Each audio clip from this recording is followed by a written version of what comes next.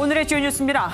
문재인 대통령이 차기 국정원장 후보자에 박지원 전 의원, 통일부 장관 후보자에 이인영 의원을 내정했습니다. 서훈 국가정보원장은 청와대 국가안보실장에, 임종석 전 청와대 대통령 비서실장은 외교안보 특별보좌관에 발탁됐습니다.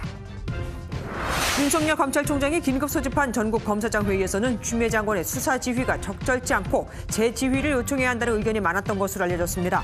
추 장관은 수사팀 교체와 특임검사 임명 등은 장관 지시에 반하는 것이라며 재차 압박 수위를 높였습니다.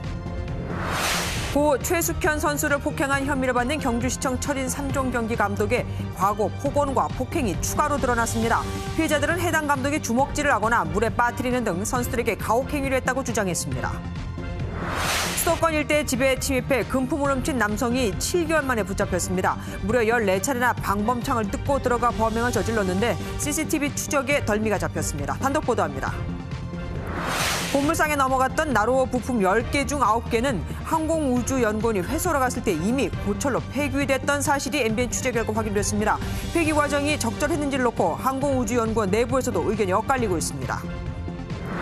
해외 직구 쇼핑몰 사이트에서 카드 도용 피해가 속출하고 있습니다. 카드사들은 해당 사이트의 위험을 알면서도 고객들에게 알리지 않았는데 그 이유가 뭔지 MBN이 집중 취재했습니다.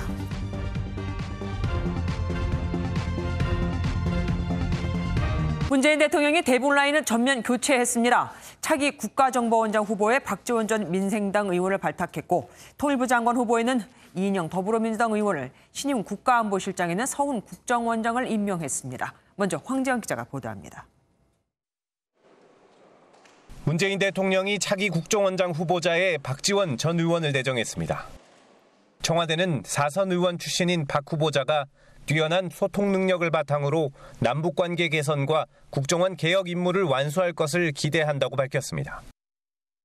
차기 통일부 장관 후보자에는 4선의 이인영 더불어민주당 의원이 내정됐고 8천만 결의와 함께 다시 평화의 꿈을, 통일의 꿈을 만들고 싶습니다. 번영의 길로 가는 멋진 민족임을 우리 함께 증명했으면 좋겠습니다.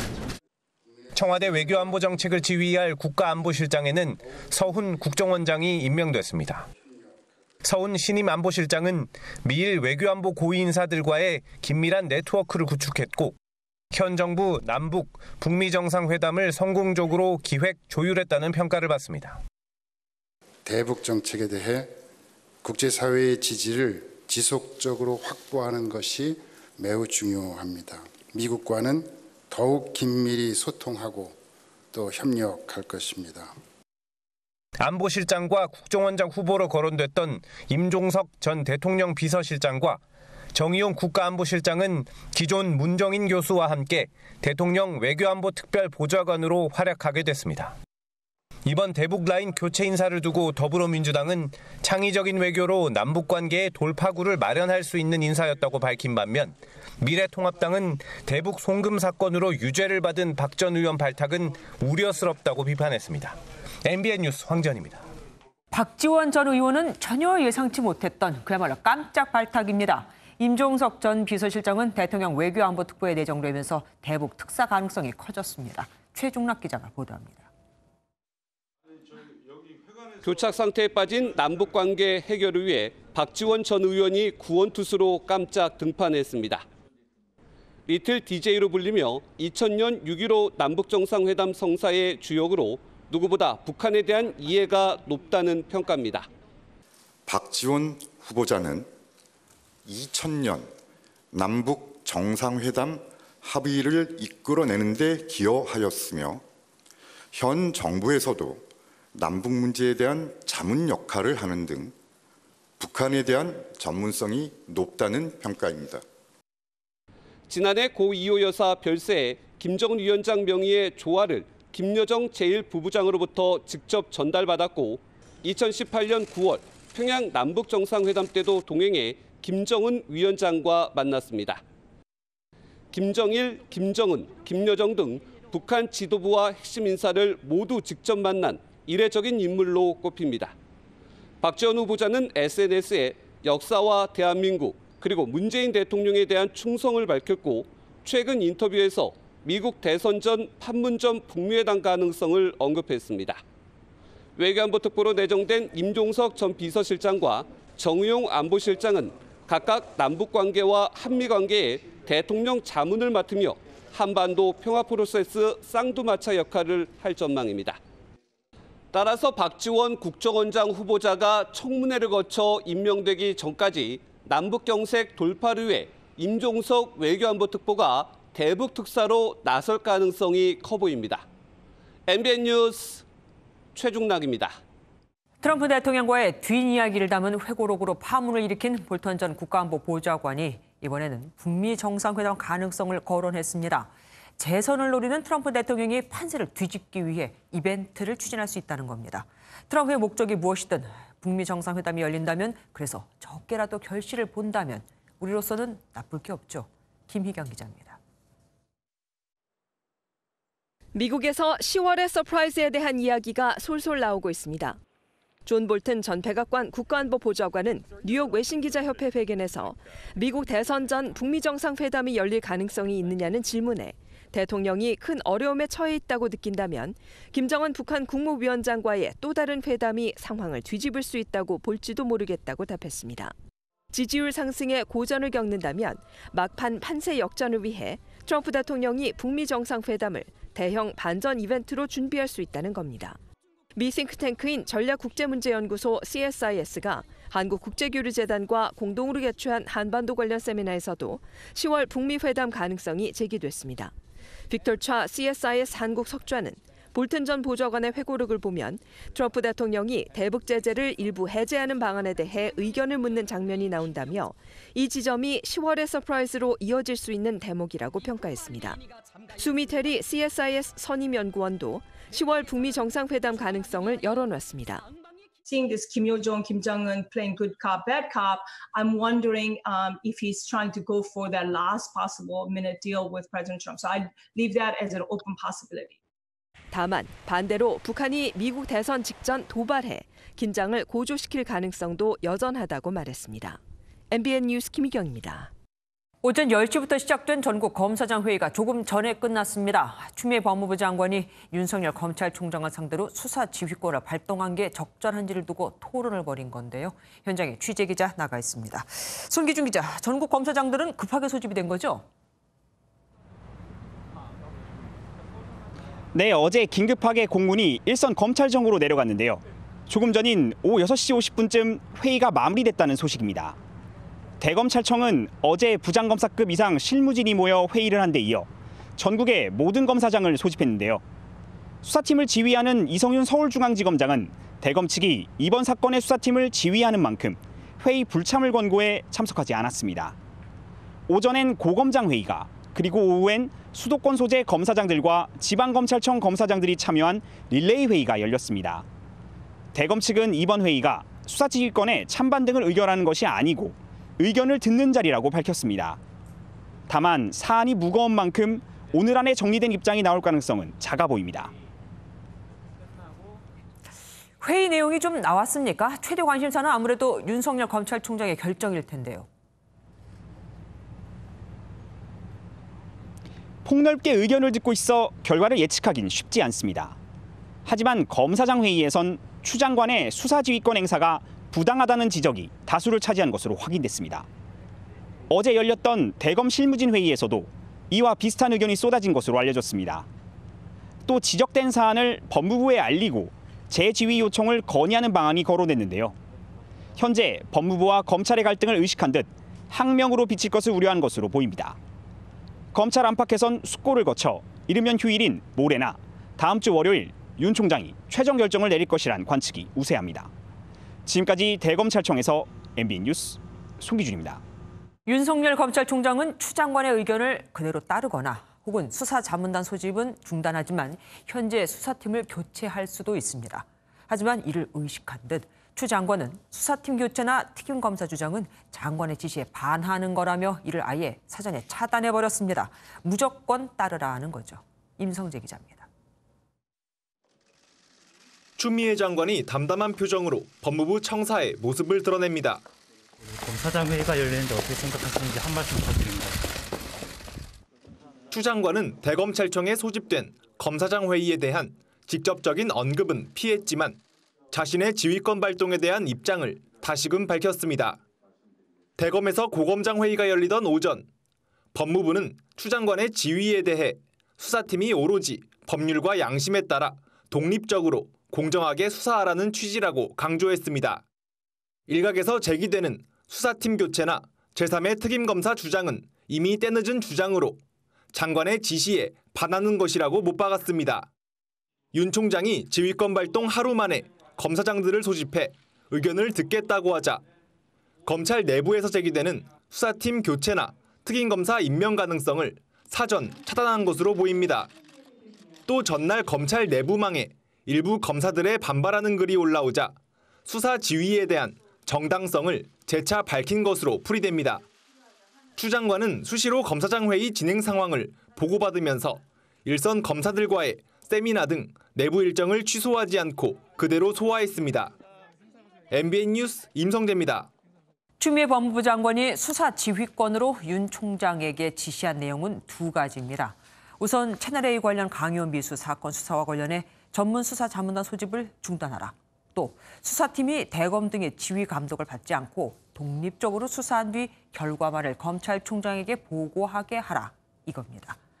앞서 추 장관은 이번 사안이 검찰청법 지휘 감독권 규정에 당연히 해당한다고 밝혔습니다. 법무부 장관은 구체적 사건에 대하여는 검찰총장만을 지휘 감독한다는 검찰청법 제8조를 근거로요. 반면 대검안에서는 검찰청법 12조에 검찰총장의 지휘 감독권이 명시돼 있는 만큼 수사 지휘에서 총장을 배제하라는 지시가 직권남용에 해당한다는 목소리가 거셉니다. 또 장관의 지휘가 이렇게 상세하면 법무부 장관이 검찰총장을 겸하게 된다고요. 더불어민주당은 추 장관에 대한 엄호 사격을 계속하며 반대로 윤석열 검찰총장은 매섭게 공격했습니다. 백길종 기자가 보도합니다. 더불어민주당이 어제 수사 지휘권을 발동한 추 장관을 적극 옹호하고 나섰습니다. 윤석열 검찰총장이 일선 수사팀의 의견을 무시하고 전문 수사 자문단을 소집한 건 잘못이며 그걸 추 장관이 바로잡았다는 겁니다.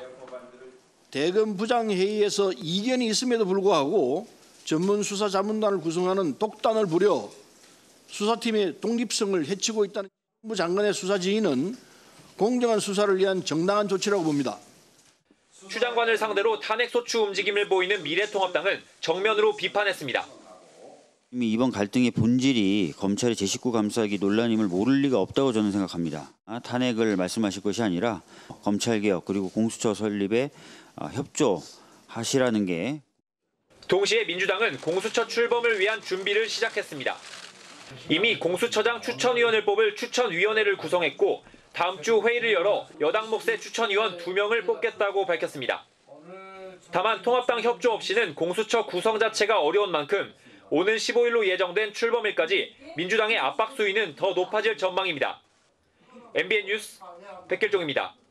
반면 미래통합당은 추 장관이 깡패 같은 짓을 하고 있다며 비판했습니다. 당 차원에서는 추 장관 탄핵 소추안도 준비하고 있는데 오늘은 국민의당과 함께 윤석열 검찰총장 탄압 금지 결의안도 내놨습니다. 추 장관이 공정하게 직무를 하지 않고 있다 이겁니다. 최형규 기자입니다. 미래통합당은 추미애 법무부 장관이 윤석열 검찰총장을 향해 수사 지휘권을 발동시킨 것을 두고 깡패 같은 짓이라고 쏘아붙였습니다. 거의 무슨 깡패 같은 그런 짓이죠. 임명권자가 대통령인데 필요하면 대통령이 해임을 하면 되는데.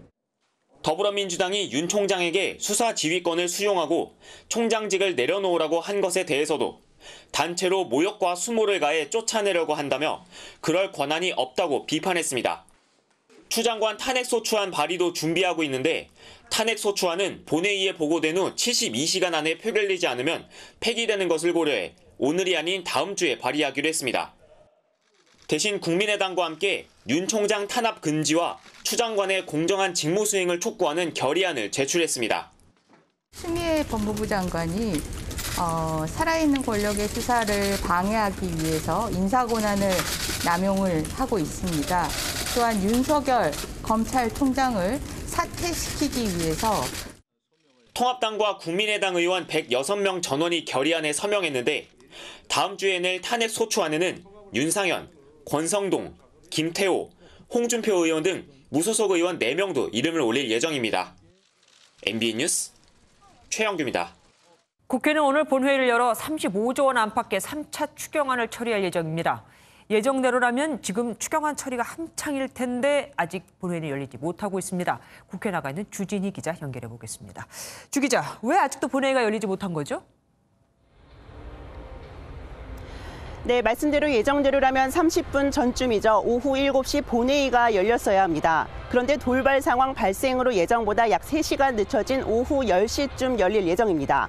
더불어민주당 오영환 의원이 지난 1일 지역구 행사에서 만나 악수한 사람이 코로나 확진자로 밝혀졌기 때문인데 이 사실이 오전 11시쯤 알려졌고 그때까지 오영환 의원은 의원 모임이나 세미나 등 다양한 일정을 소화하고 있었습니다.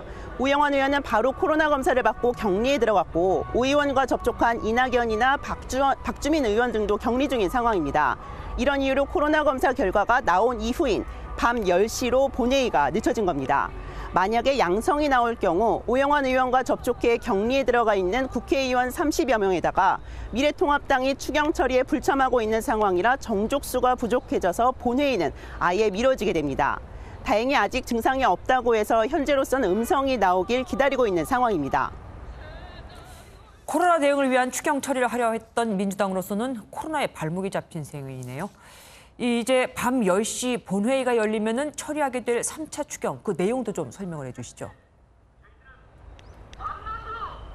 네, 이미 많이 알려졌는데 알려진 대로 35조 원 역대급 규모지만 대략 1천억 원 정도가 삭감이 됐습니다. 민주당은 추경안이 제출되고 한 달 동안 내 집 살림을 들여다보듯 꼼꼼하게 심사를 했다는 입장입니다.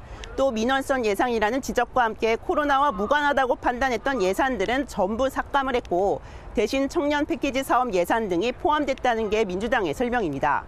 하지만 일각에선 역사상 최대 규모의 추경이 불과 나흘 동안 야당의 의견도 반영되지 않은 채 심사가 됐으니 본회의를 미뤄야 하는 게 아니냐는 의견도 있는데 한번 들어보시겠습니다. 아직 검사 결과가 나온 것은 아니지만 조심해서 나쁠 것은 없다고 생각합니다. 일단 지금 검사 중인 분들의 검사 결과가 나올 때까지 본회의를 연기해야 합니다. 하지만 민주당은 코로나 경제 위기 대응을 위해서는 빠른 추경 처리와 집행이 중요하다는 입장이어서 다음 주로 연기될 가능성은 낮아 보입니다. 지금까지 국회에서 MBN 뉴스 주진입니다. 하지만 미래통합당은 본회의에 불참하며 표결을 하지 않겠다고 밝혔습니다. 원 구성과 추경 심사 과정에 대한 불만인 건데 통합당은 헌정사의 뼈아픈 오점으로 남게 될 것이라는 경고성 발언도 날렸습니다. 이동석 기자입니다. 기획재정부 차관 출신 미래통합당 의원들이 한자리에 모였습니다. 이 자리에선 3차 추가 경정예산안의 사업 내용과 국회 심사 과정의 총체적 부실, 정부와 여당을 싸잡아 비판하는 목소리가 나왔습니다. 많은 상임위원회에서는 한두 시간 만에 추경안 예비 심사를 마쳤고 산자 중기위는 2시간여 만에 2조 3천여억 원을 증액 처리한 것으로 나타났습니다. 이들은 35조 3천억 원이라는 역대 최대 규모의 추경을 고작 몇 시간 만에 졸속과 날림으로 통과시켰다며 심의 의결하는 데 걸린 시간은 만 5일도 되지 않는다고 목소리를 높였습니다.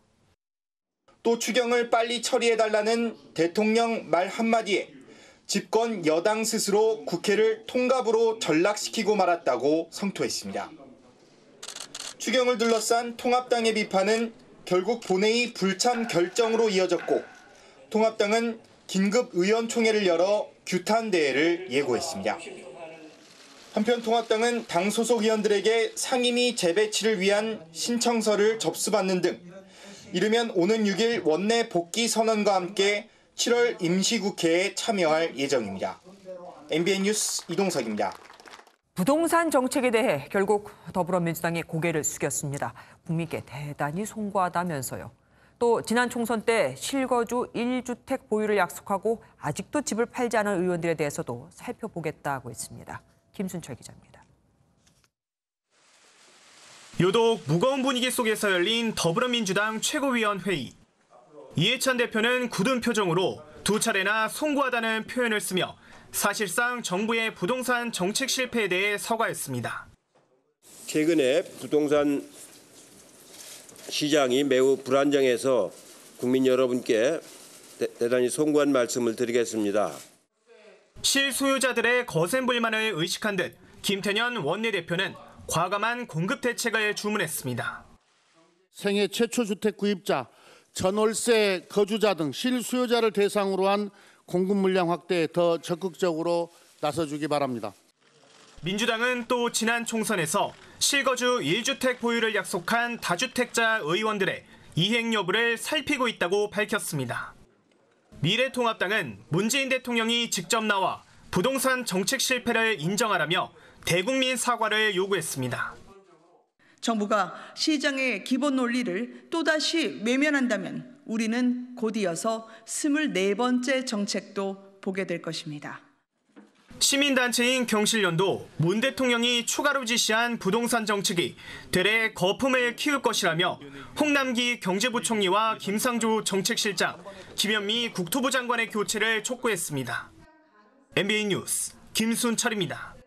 6.17 대책에 나오고 보름 만에 문 대통령이 김현미 국토부 장관을 불러 주택시장 안정 대책을 주문했죠.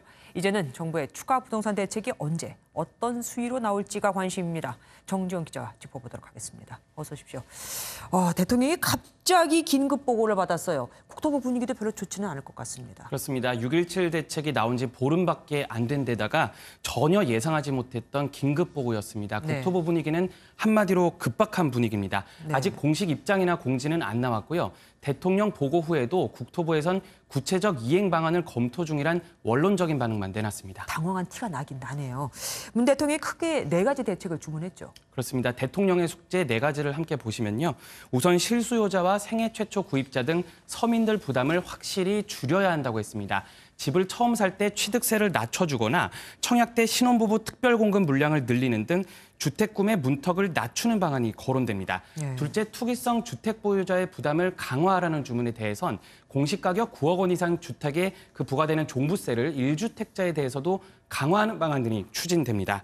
여기에 공급 확대 또 보완책이 필요하면 언제든 추가 대책 만들라고 지시했습니다. 네. 그 다주택자에게 강력한 경고를 보내서 집값을 잡겠다 이런 의지를 내비치면서 실수요자 정책은 좀 보완하라 이런 주문입니다.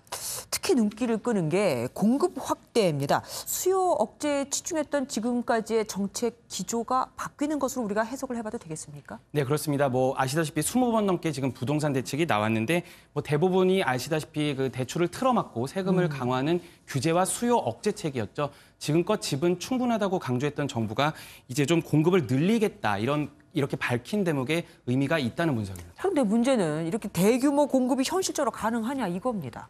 그렇습니다. 내년에 예정된 그 3기 신도시 사전 청약 물량이 9천 가구인데 이게 5만 가구 규모로 대폭 늘어날 가능성이 있습니다. 그 수도권의 대규모 신규 택지를 추가 확보하는 방안도 거론되고 일각에선 벌써 4기 신도시 이야기도 나옵니다. 다만 2기와 3기 신도시 이 분들의 반발이 불보듯 뻔하고 시간이 좀 너무 많이 걸리는 그런 단점도 있습니다.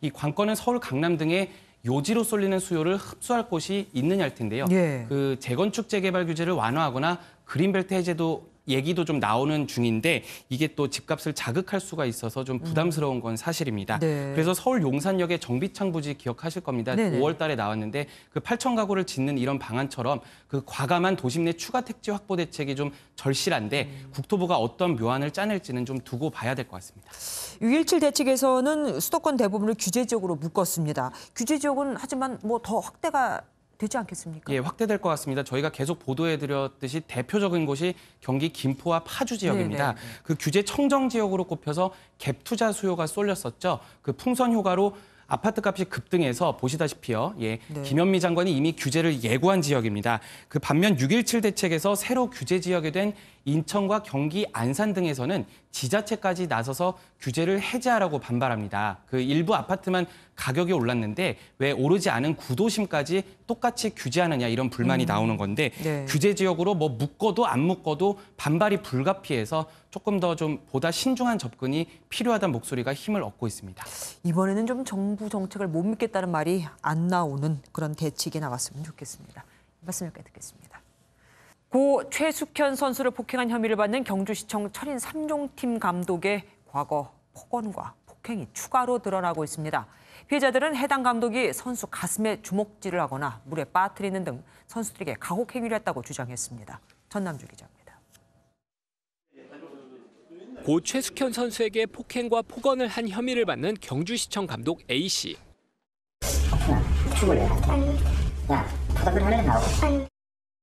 최숙현 선수의 동료들도 폭행 피해를 털어놓으며 고소를 준비하고 있는 가운데 과거 경주시청 소속이었던 선수도 폭로에 동참했습니다. 문재희 감독이 지난 2014년 전지훈련 당시 수영 기록을 달성 못했다는 이유로 가슴을 세게 때려 물에 빠지게 했다는 겁니다. 감독의 폭행은 경주시청 팀에만 머무르지 않았습니다. 과거 철인 3종 선수였던 B씨는 경주시청 팀과 훈련 당시 감독과 고참 선수에게 폭언과 폭행을 당했다면서 이때의 충격으로 운동을 그만뒀다고 주장했습니다. 최숙현 씨가 미성년자였던 때도 해당 감독에게 폭행을 당했다는 주장도 나왔습니다.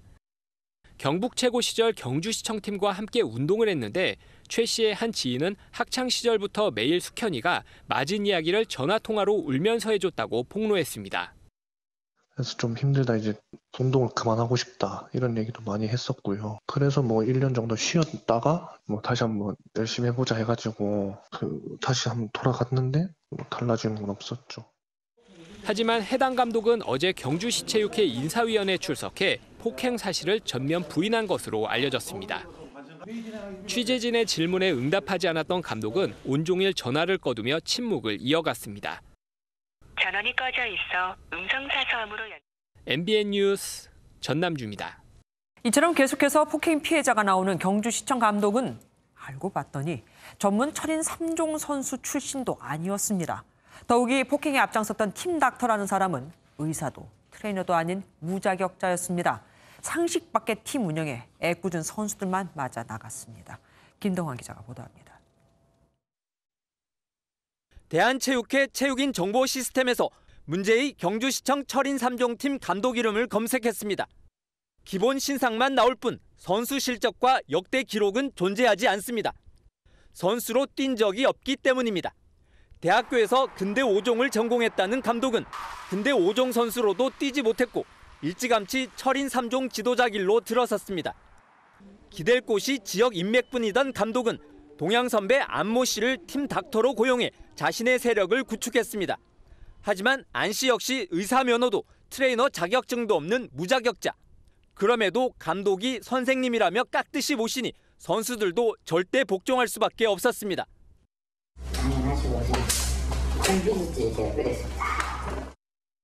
완장을 찬 안 씨는 폭주 기관차처럼 선수들에게 폭언과 폭행을 일삼았습니다. 뒤로 돌아.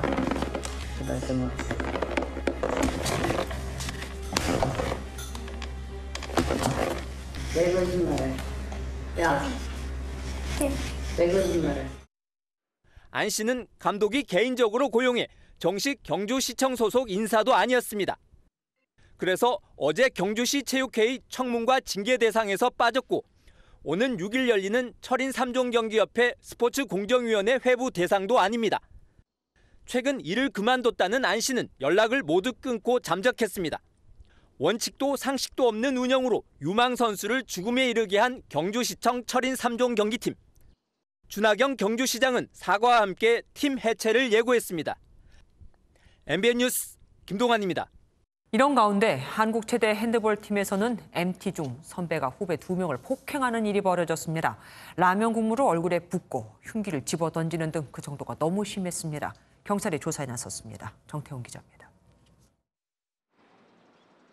한국 최대 남자 핸드볼 팀 내 폭행 사건이 벌어진 건 지난달 15일이었습니다. 자정쯤 강원도 춘천시의 한 수련원으로부터 관련 신고가 들어왔습니다. 당시 핸드볼부는 2박 3일간의 MT 중이었는데 이 중 3학년 A씨가 후배 2명을 폭행한 겁니다. A씨는 이들의 목을 조르는가 하면 앞에 있던 라면 국물을 붓고 흉기를 던지며 위협하기까지 한 것으로 전해집니다. 피해 학생은 평소 학교 기숙사에서도 A씨에게 상습 구타와 성적 학대를 당했다고 호소한 것으로 알려졌습니다. 이에 대해 한 체대 측은 교칙에 따라 엄중히 대응하겠다며 불미스러운 일이 발생해 우려스럽고 재발 방지를 위한 방안을 논의 중이라고 밝혔습니다. 핸드볼 협회 측도 단호한 태도입니다. 조사 결과가 나오는 대로 스포츠 공정위를 열어서 아주 엄하게 단호하게 대응할 계획입니다. 이번 기회를 바탕으로 근절이 될 수 있게. 경찰은 가해자 A씨를 특수폭행 혐의로 입건하고 피해 학생 2명과 A씨를 차례로 조사할 예정입니다. MBN 뉴스 정태영입니다. 아파트에서 자신의 여자친구를 살해한 30대 남성이 붙잡혔습니다. 범행 이후 경찰에 신고할까 두려워 같은 아파트, 다른 층에 사는 언니까지 살해했습니다. 김명현 기자입니다. 충남 당진의 한 아파트입니다. 출입문이 부서져 있고 경찰 통제선이 둘려 있습니다. 그젯밤 10시 30분쯤 30대 여성이 숨진 채 발견됐습니다. 같은 시각 다른 층에서도 여성의 언니가 싸늘한 주검으로 발견됐습니다. 딸들과 연락이 안 된다는 어머니의 신고를 받은 경찰이 처음으로 이 사건 현장을 확인했습니다. 경찰이 아파트 CCTV를 확인한 결과 범인은 숨진 여성의 남자친구인 30대 남성이었습니다. 남성은 지난달 26일 새벽 집안에서 함께 술을 마시던 여자친구를 살해했습니다. 경찰 조사에서 남성은 여자친구와 다투다 홧김에 범행을 저질렀다고 말했습니다. 이제 술 마시다가 이제 다투고 난 후에 살해했다고 그렇게 진술하고 있어요. 남성은 경찰 신고를 두려워해 같은 아파트 다른 층에 사는 언니까지 찾아가 살해했습니다. 범행도 은폐하려 한 것으로 알려졌습니다. 피해자 핸드폰으로 이제 잠깐 부산으로 휴가 좀 가겠다라고 이제 지인들한테 이제 연락을 했다고 하더라고요. 그래서 경찰은 국가수에 시신부검을 요청하는 한편 남성에 대해 구속영장을 신청할 방침입니다. MBN 뉴스 김영현입니다. 응급 환자를 태운 구급차와 택시 사이에 접촉 사고가 났다. 그런데 택시기사가 사고 처리를 요구하느라 이송이 지연된 탓에 환자가 숨졌다. 그러니 택시기사를 처벌해야 한다는 국민청원이 제기됐습니다. 환자의 사망 원인이 이 교통사고와 관계가 있는지 경찰이 조사에 나섰습니다. 박규원 기자입니다. 지난달 8일 서울 강동구에서 환자를 이송하던 한 사설 구급차의 블랙박스 영상입니다. 사이렌을 울리며 가던 구급차는 차선을 바꾸려다 돌연 멈춰섭니다. 택시와 접촉 사고가 난 겁니다. 영상에는 환자 이송 후 사고 처리를 하겠다는 구급차 직원과 119 구급차를 불러줄 테니 사고를 처리하고 가라는 택시기사의 승강의가 담겨 있습니다. 환자 가족의 주장에 따르면 약 10분간 서로 언성을 높인 끝에 환자는 119 구급차로 병원에 이송됐고 5시간 뒤 숨졌습니다. 유가족들은 이런 내용을 청와대 국민청원에 올리며 위중한 상황에서 구급차를 막아 세운 택시기사를 처벌해달라고 주장했습니다. 또 MBN과의 통화에서 택시기사가 응급환자도 아닌데 일부러 사이렌 켜고 간 거 아니냐며 막무가내로 막아섰다고 주장했습니다. 경찰은 해당 환자의 사망 원인이 교통사고와 관계가 있는지 조사에 들어갔습니다. MBN 뉴스 박규원입니다. 서울과 수도권에서 복도식 아파트만 골라 방범창을 뚫고 금품을 훔친 남성이 7개월 만에 붙잡혔습니다. 무려 14차례나 범행을 저질렀는데 휴가철이 다가오는 만큼 이 방범창이 튼튼한지 다시 한번 확인하셔야겠습니다. 정태진 기자가 단독 보도합니다. 사복을 입은 남성들이 모텔로 들어갑니다. CCTV를 확인한 뒤 엘리베이터 앞으로 몰려가고 문이 열리자마자 검은색 옷을 입은 남성을 제압합니다. 수도권을 돌며 금품을 훔친 40대 남성 A씨가 경찰에 붙잡히는 모습입니다. A씨는 14번에 걸쳐 서울과 경기도 일대 복도식 아파트에 무단으로 들어갔고 주인이 없는 집에서 현금 700여만 원과 귀금속 등을 훔쳐 달아났습니다. 이 남성은 이렇게 아파트 복도의 방범창을 손으로 뜯고 집으로 진입했습니다. A씨는 경찰의 추적을 피하기 위해 현금만 사용하고 모텔을 옮겨 다니며 지내는 치밀함도 보였습니다. 하지만 경찰이 CCTV 추적과 잠복 수사를 한 끝에 7개월 만에 덜미가 잡혔습니다. A씨는 방범창이 허술한 집을 표적으로 삼은 것으로 알려졌는데 전문가는 집을 비우는 휴가철엔 방범창 관리를 꼼꼼히 해야 한다고 조언합니다. 창만 달기만 하면 보호받을 수 있는 것처럼 과신하는 게 문제라는 거죠. 잠재적 도둑이나 범죄자가 쉽게 접근하지 못하도록 주기적으로 제대로 작동하고 있는지 고장낸 데는 없는지 확인할 필요가 있죠. 그렇게. 경찰은 A씨를 절도와 주거침입 혐의 등으로 구속했습니다. MBN 뉴스 정태진입니다. 항공우주연구원이 우리나라 최초의 발사체 나로호의 핵심 부품을 고물상에 넘겼다가 뒤늦게 되살아왔다는 소식 지난주 전해드렸는데 당시 고물상에 넘긴 건 10개, 하지만 1개만 되찾아올 수 있었습니다. 나머지는 이미 고철로 폐기 처분된 뒤였거든요. 내부에서도 쓴소리가 나오고 있습니다. 이혁근 기자가 단독 보도합니다. 1년 전 촬영된 나로 우주센터 모습입니다. 주차장 한쪽에 흰색 나로 연료 탱크와 엔진룸 역할을 하는 후방동체 등이 방치돼 있습니다. 적절한 관리가 이루어지지 않고 있는 겁니다.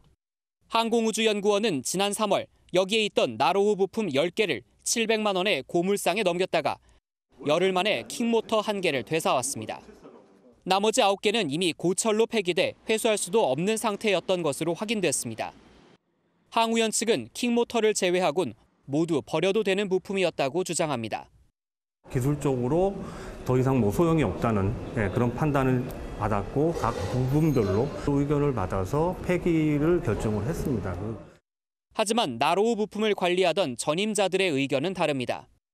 그러면 그걸 왜 만들었습니까? 국가 예산 들여가지고. 그것이 갖는 가치는 여전히 존재하는 거 아니냐.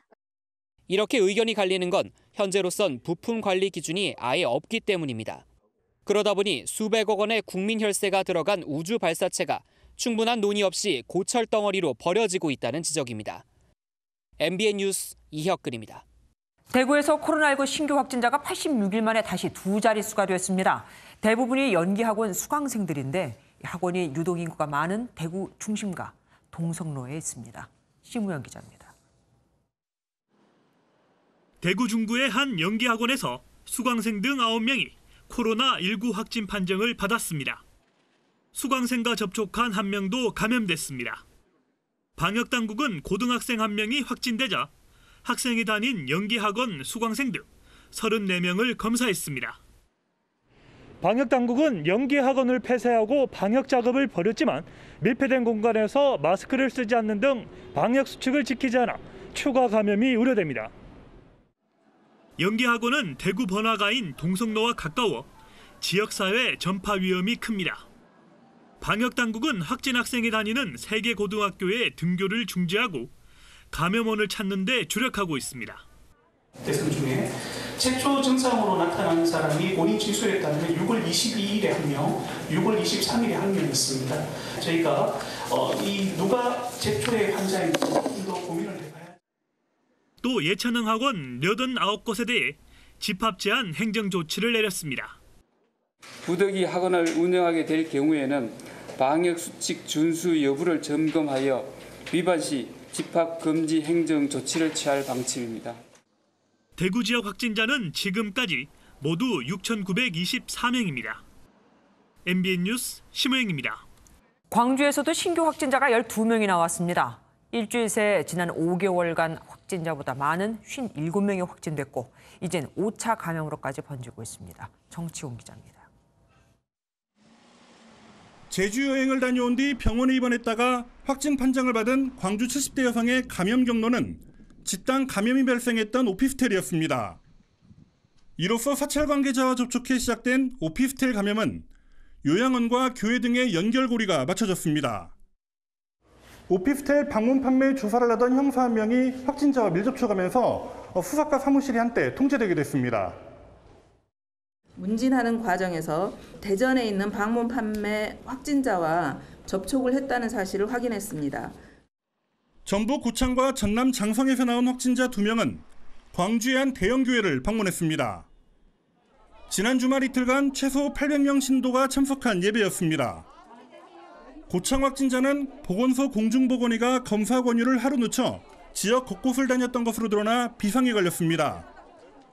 적절한 판단은 아니었다고 봅니다. 이런 착오들이 있어서 역학주사가 늦어지고 지역민들에게 불안 요소로 작용하는 부분에 대해서 깊이 반성하고 광주를 찾아 중대본 회의를 주재한 정세균 국무총리는 추가 확산을 막기 위해 시민의 협조를 당부하고 지원을 약속했습니다.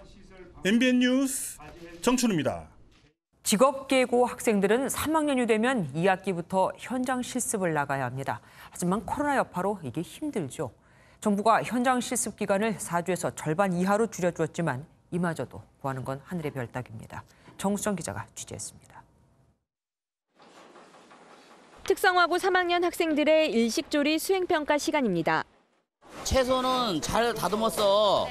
잘 다듬었는데 색이 제대로 안 나왔어. 간은 괜찮아. 에이. 코로나19로 늦어진 등교 수업. 당장 2학기부터 현장 실습을 나가고 본격적인 취업 준비를 해야 하는데 올해는 사정이 달라졌습니다. 원래 지금쯤 준비를 하는데 점점 계속 딜레이가 돼서 다들 좀 어려움을 겪고 있어요. 작년에 보면은 호텔이나 이런 업장들에서 그런 취업 설명회를 자주 나오는데 사회적 거리두기로 외식 산업도 타격을 받으면서 학교도 고민이 많습니다.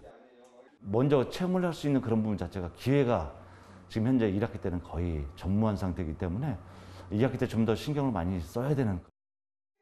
직업계고 특성상 학교 수업 중 배워야 할 실기를 원격 수업으로 대체해보지만 한계가 있는 건 어쩔 수 없습니다.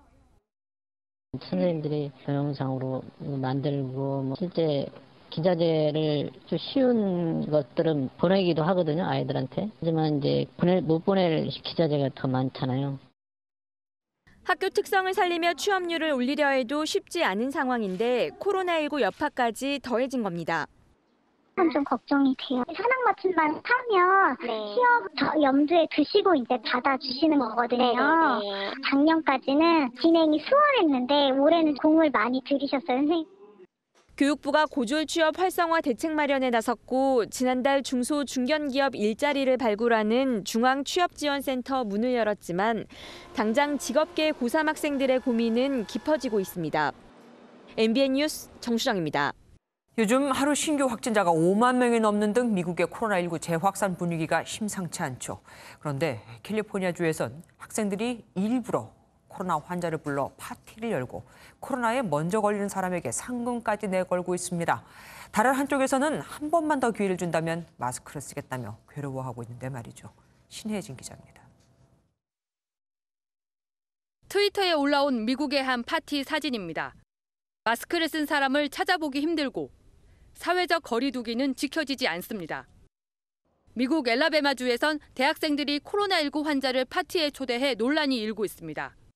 환자와 접촉해 가장 먼저 코로나19에 걸리는 사람에게 상금도 내걸었습니다. I just think it's senseless. I think it's careless, and it makes me mad as hell that we're constantly trying to do everything we can to slow the spread. 캘리포니아에선 바비큐 파티에 간 남성이 코로나19에 걸려 사망한 사연이 알려져 안타까움을 사고 있습니다. 당뇨와 비만 등 기저질환을 앓고 있던 51살의 트럭 운전사 마시아스는 봉쇄령이 잠시 해제된 지난달 친구의 바비큐 파티에서 코로나19에 감염됐습니다. 코로나 양성 판정을 받은 무증상 친구가 온 게 화근이 됐습니다. I don't know if they ever had exhibited symptoms and they were just feeling better and thought that they were over it and it was gone. But either way, they still decided to attend this party and not wear a mask. 마시아스는 페이스북에 자신의 어리석음 때문에 가족의 건강을 위태롭게 했다면서 외출할 때 마스크 착용과 사회적 거리두기를 당부했습니다. 마시아스는 글을 올린 다음 날 아침 어머니에게 숨을 쉴 수 없다고 전화했고 그날 밤 끝내 숨졌습니다. 최근 이틀 연속 5만 명 넘게 코로나19 신규 확진자가 쏟아지는 미국에서 때 아닌 파티 모임에 코로나 방역이 위기를 맞고 있습니다. MBN 뉴스 신혜진입니다. 미얀마에 있는 세계 최대 옥 광산에서는 광주 160여 명이 폭우로 인한 산사태로 숨졌습니다. 일부는 아직 토사에 갇혀 있어 사망자는 더 늘어날 것으로 보이는데 지난해에도 이곳에서는 산사태로 50명이 희생도 했었습니다. 길기범 기자입니다. 불어난 계곡물에 산허리가 무너져 내립니다. 순식간에 엄청난 양의 흙더미가 마치 파도처럼 떠밀려 내려옵니다. 놀란 사람들이 토사에 휩쓸리지 않으려고 높은 곳으로 급히 뛰어 올라갑니다. 현지 시간으로 어제 오전 미얀마 북부 카친주 흐파칸트의 한 옥 광산에서 폭우로 산사태가 발생했습니다. 이 때문에 노천 광산에서 옥을 캐던 광부 160여 명이 토사에 휩쓸려 목숨을 잃었습니다. ပါသွားတဲ့လူကတော့ဒဏ်ရာရတဲ့လူက50ကျော်ရှိတယ်။တေဆုံးတဲ့လူကတော့အလောင်းကတော့ 160는 우야다. 너탈 거대하리 시대. 구조대가 온종일 시신 수습과 구조에 힘쓰고 있지만 폭우 때문에 구조 작업이 여의치 않아 토사에 갇힌 광부들 희생은 더 늘 것으로 보입니다. 이처럼 미얀마는 세계 최대의 옥 생산지란 명성에 걸맞지 않게 열악한 작업 환경에 따른 대형 인명피해가 잇따르고 있습니다. 어제 사고가 난 지역에서는 작년에도 광부 50여 명이 잠을 자다 산사태에 희생되는 등 2014년 이후 500명 이상의 광부들이 산사태로 목숨을 잃었습니다. MBN 뉴스 길기범입니다. 장마 영향으로 폭염이 주춤한 가했는데 오늘 서울 최고 기온이 30도를 기록하며 무더위가 다시 기승을 부렸습니다. 때이른 폭염으로 지난 6월 기온은 역대 최고를 기록했습니다. 권영범 기자입니다. 뜨거운 햇볕에 달궈진 아스팔트 도로 위로 아지랑이가 피어오릅니다. 사람들이 시원한 커피와 휴대용 선풍기로 열기를 달래보지만 숨막히는 더위를 막기엔 역부족입니다. 장마여가지고 좀 시원했는데 오늘부터 갑자기 더워가지고 시원한 거 마시는데도 엄청 덥고 그냥 계속 너무 뜨거워요. 무더위는 낮부터 이곳 서울을 포함한 중부지방을 중심으로 다시 찾아왔습니다. 서울의 최고 기온은 보시는 것처럼 30도까지 치솟았습니다. 때이른 폭염으로 지난달 전국 최고 기온은 평균 28도를 기록했습니다. 1973년 관련 통계를 집계한 이래 가장 높은 수치입니다. 폭염 일수도 평년보다 1.4일 많은 2일을 기록해 역대 6월 가운데 가장 많았습니다. 한반도 상하층에도 더운 공기가 자리 잡은 가운데 따뜻한 남서풍이 자주 유입되었으며 강한 일사 또한 더해졌기 때문입니다. 이번 주말에도 전국이 맑은 가운데 찜통 더위가 계속 기승을 부릴 것으로 예상됩니다. 장마 전선의 영향으로 모레 제주도와 남부지방엔 장맛비가 내리겠습니다. MBN 뉴스 권용범입니다. 해외에서 카드가 도용돼 재발급을 받았는데 보름도 안 돼 똑같이 카드 정보가 또 유출됐습니다. 해외 쇼핑몰 사이트에서 직구를 하다 벌어진 일인데 카드사는 이미 위험을 알고 있었지만 알리지 않았습니다. 먼저 이기종 기자가 보도합니다. 김모 씨는 지난달 해외에서 부정결제가 시도됐다는 안내를 받고 카드를 재발급받았습니다. 그런데 새 카드를 받은 지 13일 만에 사용하지 않은 해외 결제 알림이 연달아 울렸습니다. 결제는 보니까는 달러로 됐는데 41만 원 정도 한 몇 분 사이에 결제됐더라고요.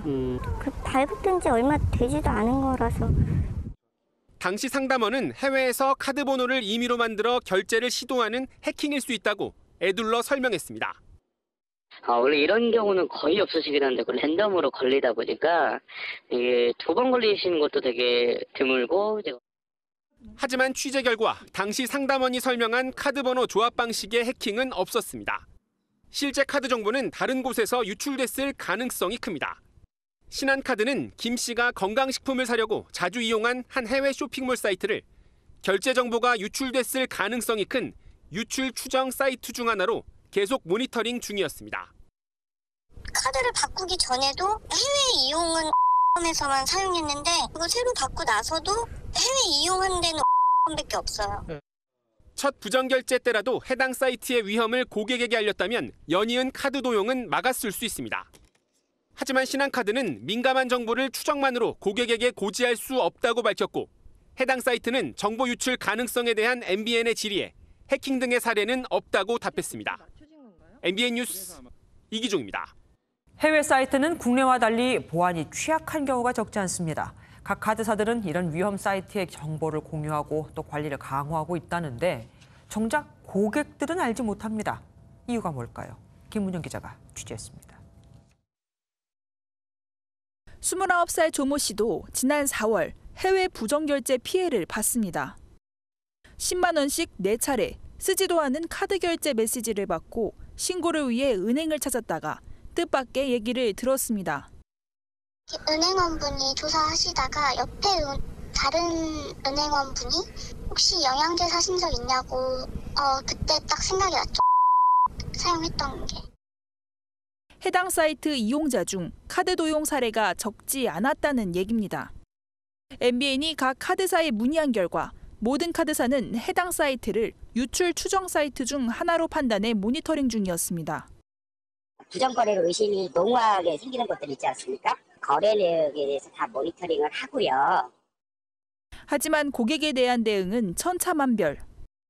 롯데 시티, NH 농협카드처럼 해당 사이트에서 거래한 고객에게 부정결제 여부와 상관없이 재발급을 권유한 곳도 있지만 아무런 안내도 하지 않은 경우가 대부분입니다.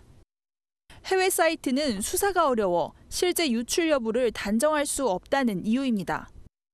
카드 재발급에 따른 비용 부담이 커진다는 속내도 있습니다. 멀쩡한 카드들도 다 전화해야 돼. 전화하는 것도 돈이 많이 듭니다. 문자 보내고 재발급 해줘야 돼요.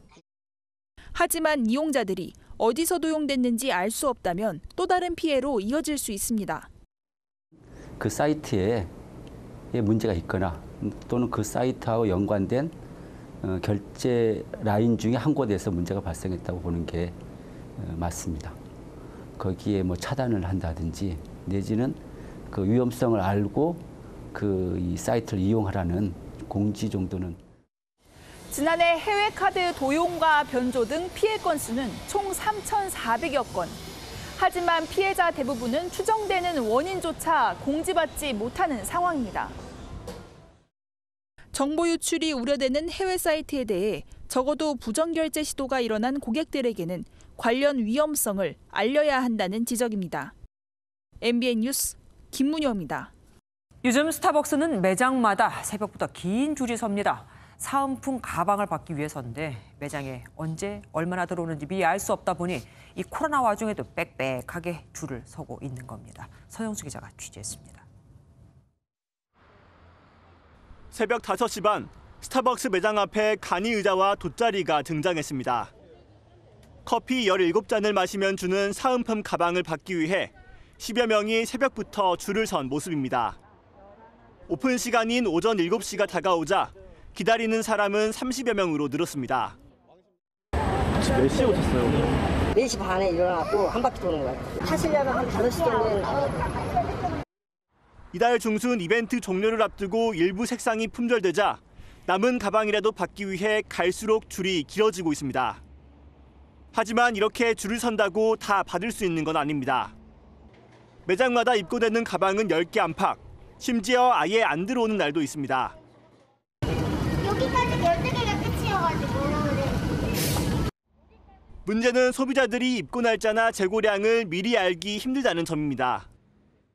회사 측은 모바일 앱에 재고량을 공지하고 있다고 밝혔지만 오전 8시나 돼야 확인이 가능해 가방을 받으려면 이렇게 무작정 기다리는 방법밖에 없습니다.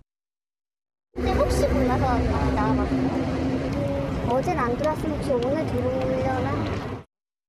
중고 사이트에선 해당 가방 가격이 12만 원까지 치솟은 상황.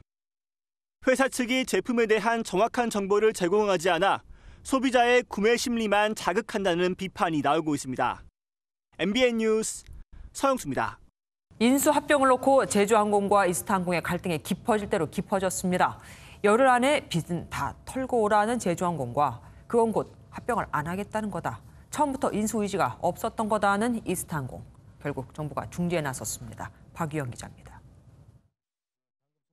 타산으로 남은 제주항공 규탄한다. 제주항공의 모기업인 애경그룹 본사 앞에 선 이스타항공 조종사 노조. 노조는 제주항공이 임금체불액과 미지급금 등 800억 원의 부채를 오는 15일까지 해결하라고 통보한 건 억지에 가깝다고 반발했습니다. 250억 가까운 임금체불도 해결하지 못하는 상황에서 터무니없는 조건을 제시해 계약을 해지할 것이라는 통보에 다름이 없다. 특히 지난 3월 제주항공이 국내선과 국제선 운항을 모두 중단하라고 요구해 이스타의 손실을 키워놓고 이제 와서 빚을 이유로 M&A에서 발을 빼는 건 부당하다고 강조했습니다.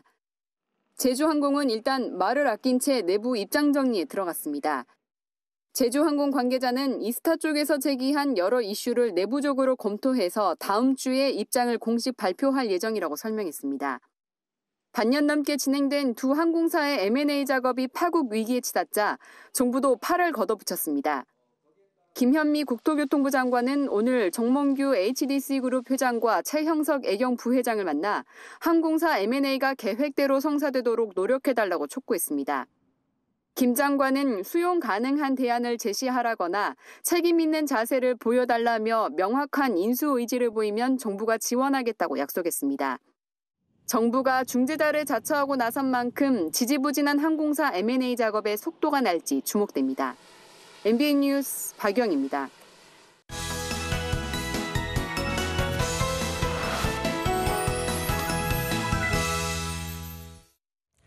쉬운 말로 우리말로 오늘은 문화부 조일호 기자와 또 함께하겠습니다. 어서 오십시오. 오늘은 어떤 단어를 바꿔볼까요?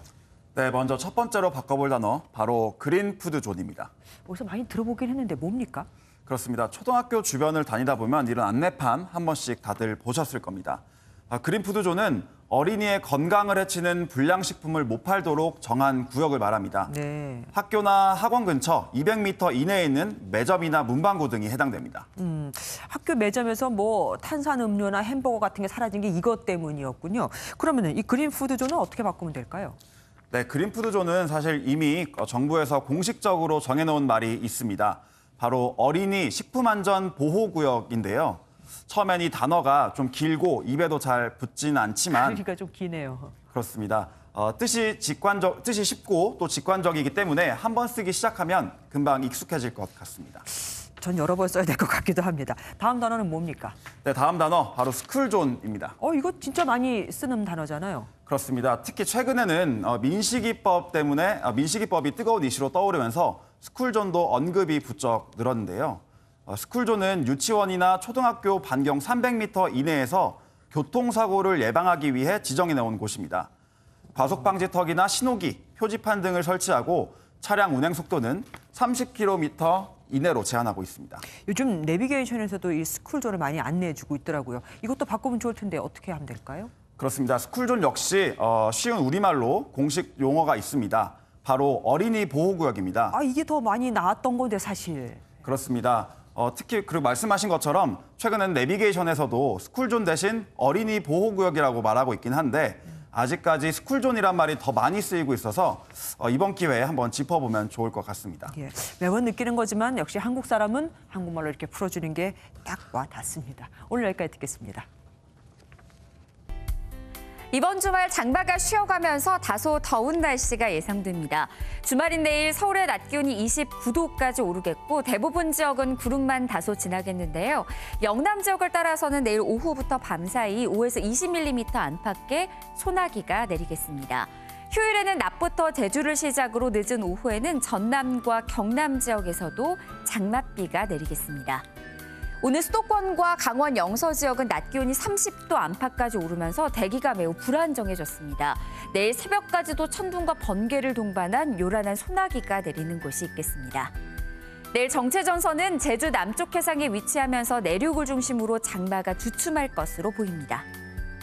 내일 중부지방 대전의 아침 최저기온 18도가 예상되고 한낮 기온은 충주와 대전 모두 27도를 보이겠습니다. 남부지방 내일 새벽까지 흐린 가운데 비가 내리겠고요. 광주는 한낮에 27도, 대구는 26도를 가리키겠습니다. 강원 영동 남부 지역 내일 아침까지 동풍의 영향을 받아 비가 조금 내리는 곳이 있겠습니다. 다음 주에는 전국에 비 소식이 잦을 것으로 보입니다. 날씨였습니다. MBN 선정한 이현장의 사진입니다. 인도에서 판사가 성폭행 피해를 주장하는 여성에게 그렇게 보이지 않는다며 가해자의 보석을 허가했습니다. 성폭행 피해자가 어떤 모습이어야 하는지 정해놓은 규정집이 있느냐는 혼란이 쏟아지며 과거 비슷한 판결들을 모은 인도 판사들이 정한 이상적인 성폭행 생존자 가이드라인이라는 글도 확산되고 있습니다. 피해자다움을 강요한 판사, 그럼 진짜 판사다움은 무엇일지 묻고 싶습니다. MBN 종합뉴스 여기서 마치겠습니다. 함께해 주신 여러분 고맙습니다.